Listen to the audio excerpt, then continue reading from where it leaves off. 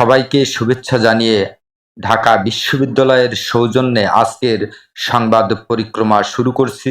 আজকের সংবাদ পরিক্রমার বিষয়, যেসব বিদেশি নেতা নেত্রী এই পর্যন্ত ভারতে রাজনৈতিক আশ্রয় পেয়েছেন।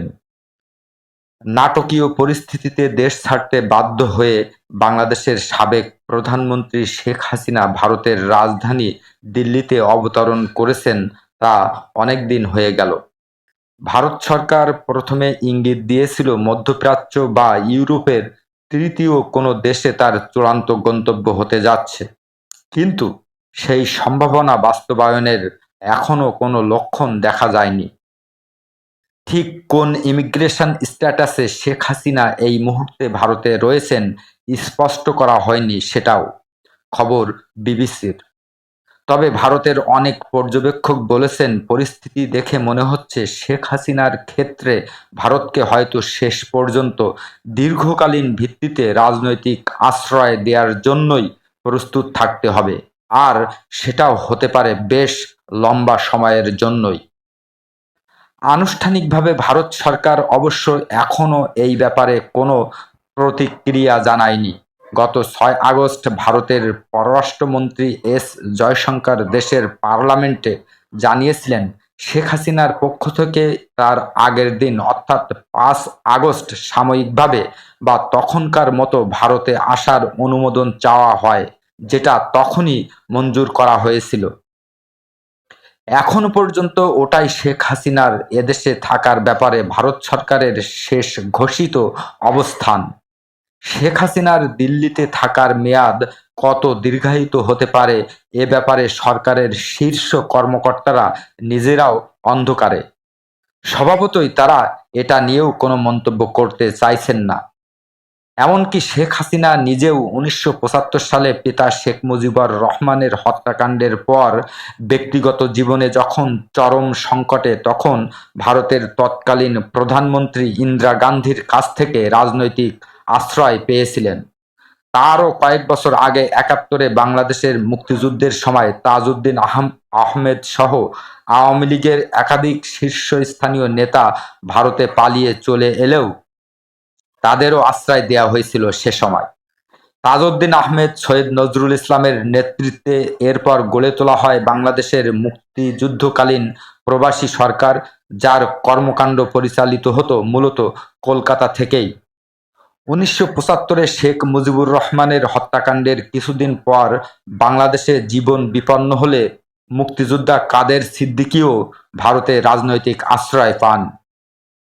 দালাই লামা 1959 সালের মার্চ মাসের শেষ দিনটিতে দালাই লামা ম্যাকমোহন লাইন অতিক্রম করে ভারতে প্রবেশ করেন।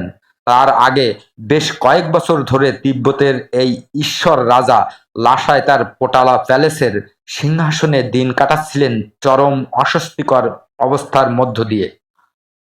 কারণ তিব্বতের উপর চীনের কবজা তখন ক্রমশ এঁটে বসছিল। একটি সূত্র জানাচ্ছে, তখনই অন্তত 5 লক্ষ চীনা সৈন্য তিব্বতে মোতায়েন ছিল। পাশাপাশি আরও ছিল তার অন্তত 10 গুণ দালাই লামা বিরোধী হুন বসতি স্থাপনকারীরা। মোহাম্মদ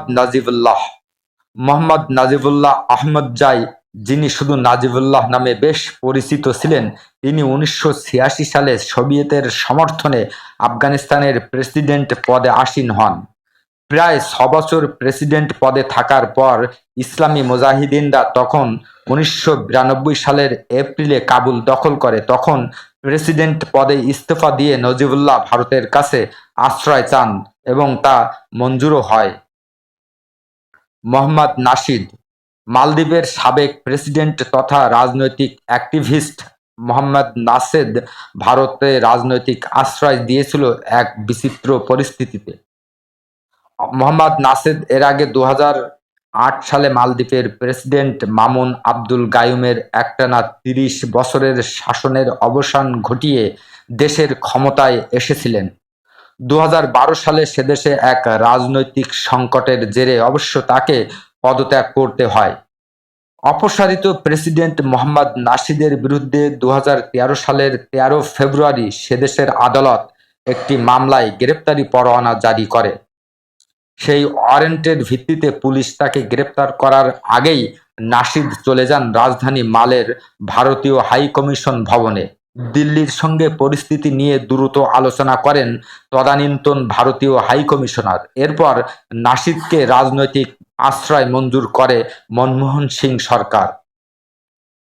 ত্রিভুবন বীর বিক্রম শাহ ১৯৫০ সালের নভেম্বরে নেপালের তখনকার মহারাজা ত্রিভুবন বীর বিক্রম শাহ তার ছেলে মহেন্দ্র, সবচেয়ে বড় নাতি বীরেন্দ্র ও পরিবারের অন্য সদস্যদের নিয়ে কাঠমান্ডুর ভারতীয় দূতাবাসে আশ্রয় নেন।